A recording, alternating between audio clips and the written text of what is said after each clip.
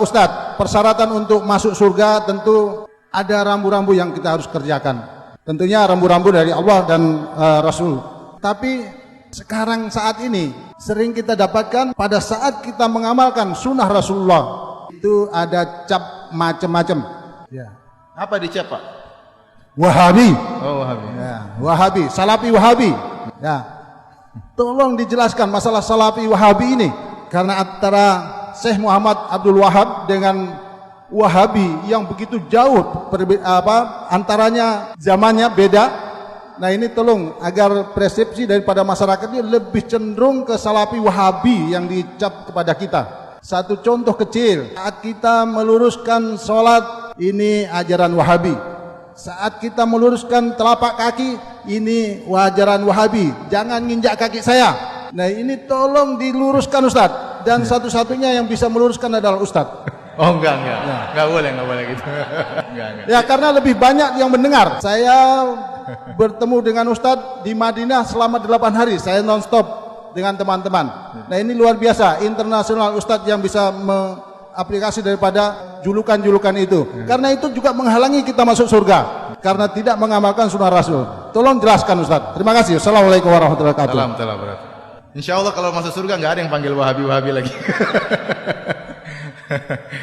Ya, saya bilang banyak saudara-saudara kita tatkala memberi gelar, memberi lakop karena tidak ngerti. Ya. Kita beri uzur kepada mereka. Mereka tidak ngerti. Ya, tugas kita menyampaikan. Ya. Ada orang tuduh kita dengan tuduhan tidak. Mungkin kita sakit hati, tapi ya kita bersabar. Ya. Jangankan kita, Nabi SAW dituduh dengan tuduhan yang tidak. Beliau juga sakit hati. Beliau seorang Nabi, tapi juga merasakan sakit hati karena Nabi SAW memiliki sifat manusia sebagai ujian. Allah sebutkan dalam Al-Quran, وَلَقَدْ نَعْلَمُ أَنَّكَ يَضِيقُ صَدْرُكَ بِمَا يَقُولُونَ. Sungguh kami tahu bahwasanya dadamu sesak wahai Rasulullah akibat apa yang mereka katakan. Berarti Rasulullah SAW juga merasakan sakit hati. Tatkala dituduh dengan tuduhan yang tidak. Tapi banyak orang, saudara-saudara kita menuduh kita dengan Wahabi, ya. Maka mungkin mereka tidak tahu siapa Syekh Muhammad bin Abdul Wahab rahimahullahu taala. Apalagi banyak orang-orang Syiah yang menyebarkan isu bahwasanya Wahabi mengkafirkan kaum muslimin, Wahabi ya suka menumpahkan darah kaum muslimin, ya, dan macam-macam tuduhan. Wahabi mengharamkan ziarah kubur, Wahabi mengharamkan salawat kepada Nabi sallallahu alaihi wasallam, tuduhan yang dihembuskan. Kemudian tuduhan-tuduhan tersebut disambut oleh sebagian saudara-saudara kita. Akhirnya semakin besar tuduhan tersebut. Dan ini semua adalah tuduhan tidak benar. Kita mengatakan kenyataan mendustakan itu semua. Kita tahu Raja Wahabi, Raja Salman, ya, di antaranya. Hafizahullah ta'ala. Hari ini saya baru dapat kabar dia menyuruh seorang wartawan diberhentikan dari pekerjaannya dan koran dipermasalahkan, dikasuskan. Kenapa? Karena wartawan tersebut memuji dia berlebihan. Ya, dia baca koran tersebut, ternyata wartawan tersebut memuji dia berlebihan, disuruh berhenti penulis tersebut karena dia tidak ingin sampai tauhid terganggu. Dia menjaga kemudian tauhid, ya.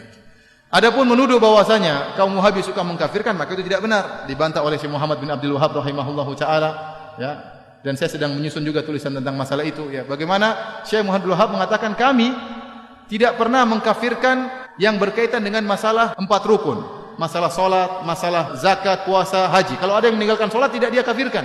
Karena ini masih masalah khilafiyah di kalangan para ulama. Yang kami kafirkan hanyalah yang berkaitan dengan syahadatain. Kalau orang terjerumus dalam kesyirikan. Itu pun beliau mengatakan kami menjelaskan tentang masalah ini syirik, ini kekufuran. Adapun memvonis itu masalah lain. Makanya beliau dalam pernyataan mengatakan bagaimana kami mengkafirkan orang-orang sementara ada orang yang beribadah di kuburan Ahmad Al-Badawi tidak kami kafirkan karena dia tidak tahu. Bagaimana kemudian kami dituduh mengkafirkan orang-orang? Apalagi kemudian dituduhkan suka menumpahkan darah kaum muslimin. Apakah ada jemaah haji yang pergi ke Arab Saudi ketakutan dibunuh oleh orang Arab Saudi?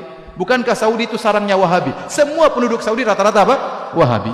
Apakah ada jemaah haji yang ketakutan kalau ketemu orang Arab Saudi? Ya. Yang akan dirampas hartanya, akan dibunuh? Enggak ada, itu omong kosong. Atau kalau Arab Saudi memberi bantuan, gratisan banyak, pelayanan. Ya. Bahkan Raja Salman kalau sudah memberikan bantuan, sebelumnya Raja Malik Abdullah, kalau sudah beri bantuan kemana saja?